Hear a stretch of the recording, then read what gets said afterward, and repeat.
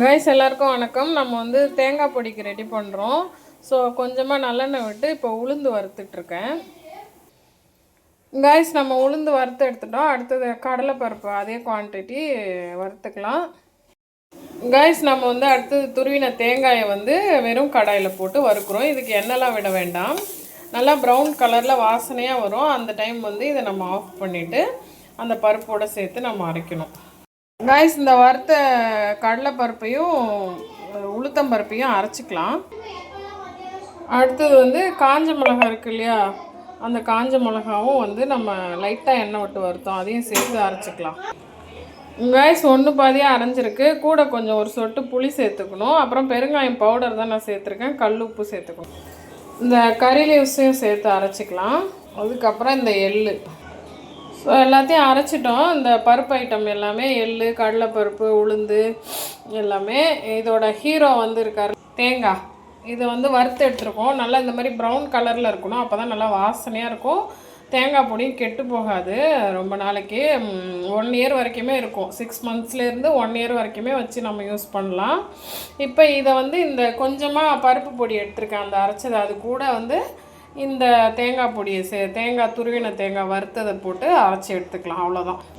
இது ஜாரில் சேர்த்துட்டோம். ஏன்னா வந்து நம்ம அந்த பொடியோடு சேர்த்து அரைக்கணும், இல்லைனா இது எண்ணெய் விட ஆரம்பிச்சிடும். தேங்காய் இல்லையா, ஸோ இந்த பொடி இன்னும் கொஞ்சம் வேணாலும் ஸ்பூனால் நம்ம எடுத்து போட்டு அரைச்சிட்டு நான் மிக்ஸ் பண்ணி காமிக்கிறேன்.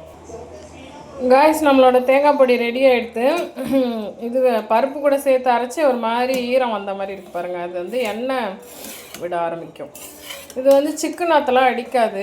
நம்ம வந்து வாசனைக்கு தான். நான் வந்து எள்ளு வந்து ஆப்ஷனல் தான், நீங்கள் சேர்க்குறதும் சேர்க்காததும் உங்கள் விருப்பம்.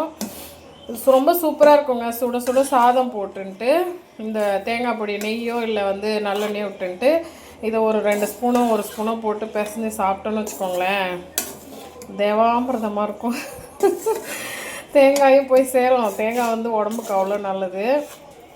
ஸோ ரொம்ப டேஸ்டியாக இருக்கும், ஹெல்த்தியானது. இதில் நம்ம உளுந்து, கடலைப்பருப்பு, கறி லீவ்ஸு, அப்புறம் எள்ளு, கொஞ்சோண்டு புளி, அப்புறம் பெருங்காயம், கல் உப்பு இதெல்லாம் சேர்த்து அரைச்சிருக்கோம். ரொம்ப டேஸ்ட்டாக இருக்கும், சூப்பராக இருக்கும். ட்ரை பண்ணி பாருங்கள். தேங்க்யூ. இப்போ மிக்ஸ் பண்ணோடனே ஈவனாக எடுத்து பாருங்கள். இப்படி குறப்பாக இருந்தால் தான் வாயில் அது தட்டுப்படும் போது நல்லாயிருக்கும் சாப்பிட்றதுக்கு. ஸோ ரொம்ப தேங்காய் பொடி அரைக்கிற அன்னைக்கு வீடே மணக்கும், பயங்கர வாசனையாக இருக்கும். ஸோ கண்டிப்பாக எல்லோரும் ட்ரை பண்ணுங்கள். தேங்காய் வந்து ஊர்லேருந்து எடுத்துகிட்டு வந்தாக்க இந்த மாதிரி அரைச்சி வச்சுக்கோங்க. ரொம்ப நாளைக்கு கெட்டு போகாது, நல்லாயிருக்கும். Thank you so much.